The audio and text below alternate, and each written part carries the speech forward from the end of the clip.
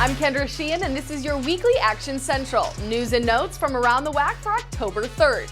We'll start with men's soccer. Conference play gets underway this week. This year's tournament will be hosted by Grand Canyon. The dates are November 10th, 13th, and 16th.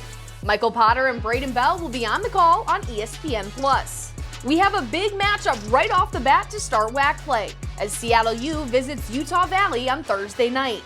Both these teams have the best non-conference records in the WAC. The Wolverines' Omar Yaya leads the WAC with 7 goals on the season, while the Red Hawks' Titus Washington is tied for third most goals with 4. UVU has not beaten Seattle U since October of 2018. That was the only time the Wolverines have a victory over the Red Hawks in 12 tries. In volleyball, 3 WAC schools started conference play 2-0. And 2 of those teams will match up on Thursday night. UT Arlington had a couple of big wins on the road at Grand Canyon and California Baptist, where the Mavericks won a 5-set thriller in Riverside. Southern Utah, meanwhile, swept both Tarleton State and Abilene Christian to improve their record to 6-4 on the season. In the preseason coaches poll, SUU was picked 8th out of 9 teams. SUU head coach Kacey Nady says this team is playing with a chip on their shoulder. If you play with a chip on your shoulder, I think it can help you in some ways, but we talk about sustainability a lot and how can we just be consistent throughout that. Southern Utah takes on UT Arlington right here in Texas. The Thunderbirds then travel back home to Cedar City to face rival Utah Tech at 1 p.m. Mountain Time on Saturday. The Trailblazers also started WAC play with a 2-0 record. Both of those matches will be live on ESPN+. In women's soccer, Utah Valley continues to be the hottest team in the conference.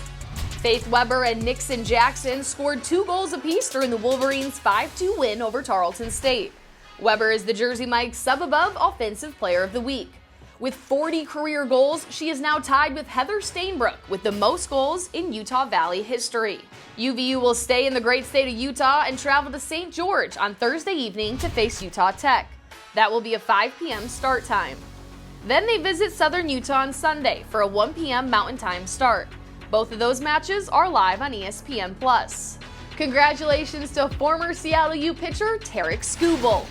The left-hander who now pitches for the Detroit Tigers pulled off the rare Triple Crown for pitchers, leading the American League in wins, earned run average, and strikeouts. He then pitched 6 scoreless innings on Tuesday night to lead the Tigers past Houston in Game 1 of their AL Wildcard Playoff Series. In men's cross country, California Baptist is ranked number 29 in the country, while the Utah Valley women are ranked 30th in the latest coaches polls.